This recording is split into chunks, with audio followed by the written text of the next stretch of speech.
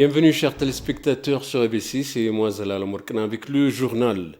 La présidence Sahle-Work Zewde a exprimé l'engagement de l'Éthiopie à renforcer les relations entre l'Éthiopie et le Burundi. La présidente s'est rendue au Burundi pour une visite officielle de 2 jours. Lors de sa visite officielle des 2 jours au Burundi, la présidente Sahle-Work et son homologue burundais ont discuté des questions bilatérales et régionales afin de renforcer davantage les relations entre les deux pays.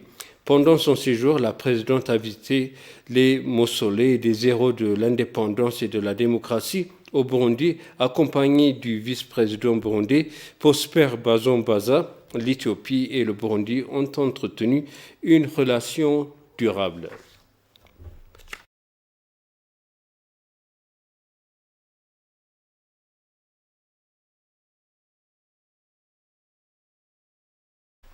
Le ministère des Affaires étrangères de l'Éthiopie a informé les ambassadeurs africains de diverses questions, notamment l'état actuel de l'aide humanitaire au Tigray, les négociations sur le grand barrage de la Renaissance éthiopien, les élections à venir et le différend frontalier entre l'Éthiopie et le Soudan. Le vice-premier ministre et ministre des Affaires étrangères Demeke Mekonnen a fait une exposé aux ambassadeurs résidents et diplomates des pays africains en Éthiopie concernant la situation actuelle.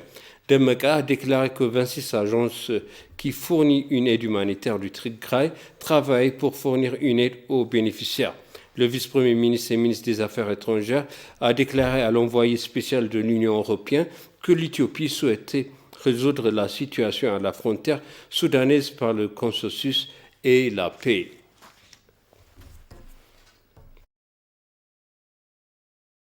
Le rôle de la communauté de la diaspora est d'une importance capitale pour promouvoir son pays auprès des restes du monde à bien des égards. Ils peuvent prospérer des critiques aux travaux entrepris dans le cadre du programme de réforme de la nation. À cet égard, la communauté de la diaspora a annoncé qu'elle devrait se tenir aux côtés du gouvernement éthiopien en étant un véritable nationaliste, en particulier en ce moment opportun. BTI Soussierit nous présente du détail. Artiste renommé et militant des droits de l'homme, Tamanny Beyyene, connu pour prêcher l'unité et l'éthiopianisme, fait partie de la diaspora éthiopienne que le Premier ministre a appelé à rentrer chez lui et à lutter pour le développement et la démocratisation du pays. Selon Tamanny Beyyene, certains lobbyistes rémunérés en Occident ont conspiré à exécuter de vastes campagnes de désinformation contre le gouvernement éthiopien et produit des informations trompeuses sur l'opération d'application de la loi et la situation actuelle du pays dont le temps a révélé les mensonges par morceaux. Tamanny a déclaré que les Éthiopiens devraient se tenir à l'unisson dépendamment des différences religieuses et ethniques pour informer la réalité sur le terrain entreprise en Éthiopie au reste du monde, main dans la main. Au-dessus de notre unité nationale, il y a une position claire et ferme et nous devons rester unis pendant cette période. Il y a beaucoup de personnes talentueuses résidant en Amérique, en Europe, qui se sont toujours engagées à financer leur pays. Il y a diverses questions que nous poserions au gouvernement et cette question devrait être à l'intérieur, pas à l'extérieur. Si c'est extérieur, il pourrait y avoir de nombreuses pressions sur le gouvernement de l'étranger et nous ne devrions pas accepter ces forces extérieures sur le gouvernement éthiopien car nous sommes un citoyen. Tamanny a également noté que le gouvernement devrait travailler jour et nuit sur les activités diplomatiques à travers la coordination de divers universitaires du secteur. De nombreux Éthiopiens ont une expertise compétente et des personnalités renommées depuis l'époque de l'empereur Haile Selassie et Derg dans le secteur diplomatique.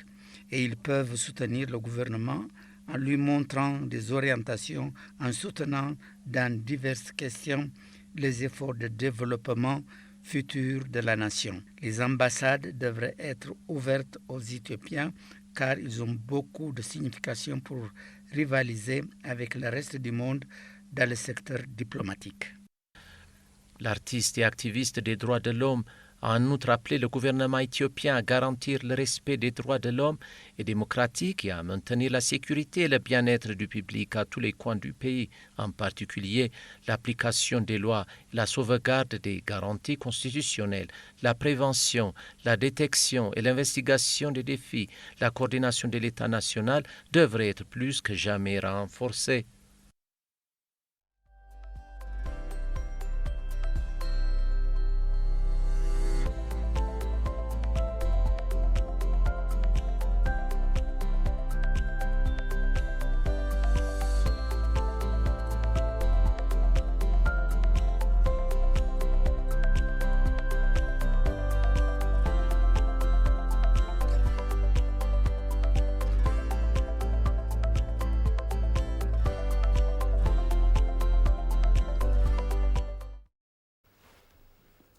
Le projet Adoua 0 km peut aider à transmettre les valeurs de la victoire d'Adoua aux générations, a-t-on dit. Le projet est maintenant achevé à 45% et devrait être finalisé l'année prochaine. Tesfaye Michael a plus.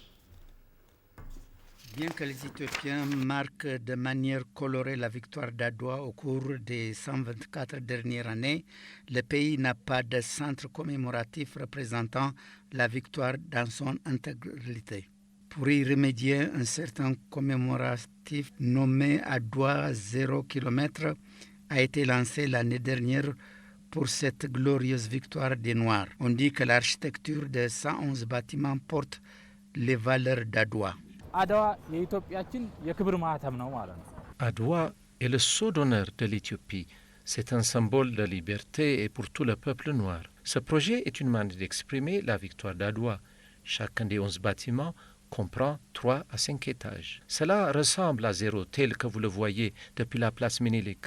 Le projet Adoua comprend un musée commémoratif, des salles de conférences, centres de divertissement. Il y a un musée commémoratif affiché les valeurs et l'histoire de ce musée.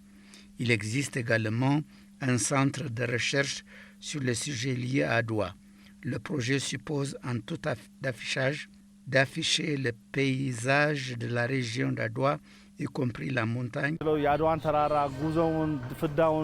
Outre le paysage d'Adoua, il montrera les personnes qui sont venues de différentes parties de l'Éthiopie et ont participé à la guerre. Il montrera même le tambour utilisé pour rassembler les gens et différents matériaux sont utilisés pour l'architecture. Vous pouvez voir le monument Ménélique de n'importe quelle direction.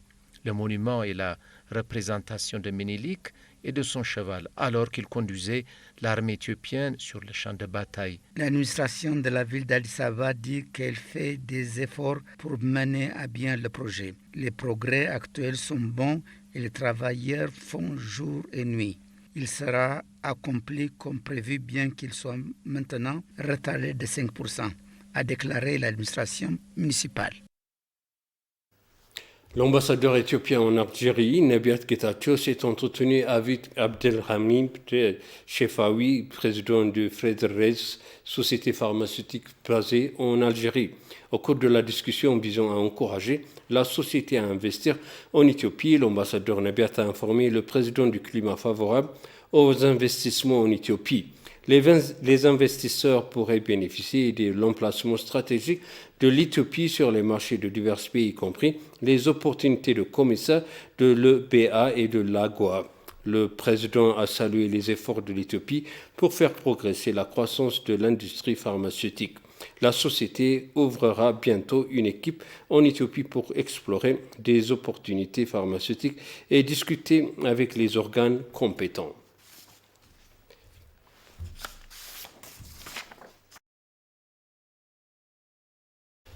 Et pour conclure le journal, des manifestations ont déclaré cette semaine dans une ville portuaire clé de la région agitée du Darfour et d'autres parties au Soudan en raison de hausse du coût de la vie, ont déclaré des témoins et des médias d'État.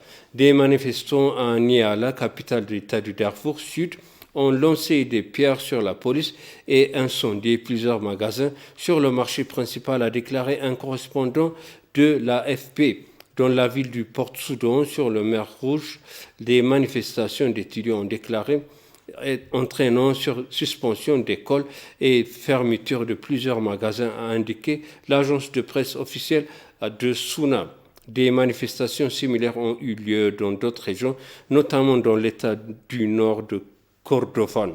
Des images en ligne dont l'authenticité n'a pas pu être immédiatement confirmée ont montré des manifestations à Al-Obeid, la capitale d'État transportant des sacs de blé appartenant piliers dans les boulangeries.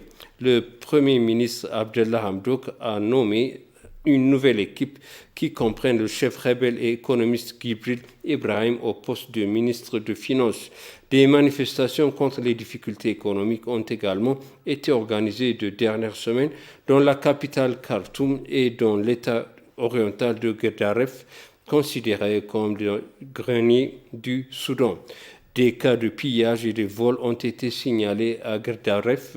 Le Soudan traverse une transition difficile depuis l'éviction du Béchir en avril 2019 à la suite de la manifestation de masse contre son règne déclenchée par des difficultés économiques.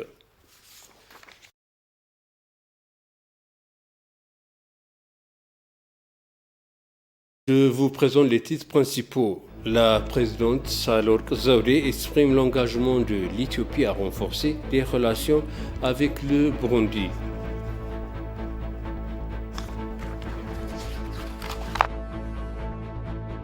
Les manifestations ont éclaté dans une ville portuaire clé dans l'état régional agité de Darfour et d'autres parties du Soudan. Chers téléspectateurs, ainsi s'achève le journal. Merci de nous avoir suivis. Excellente suite de programme.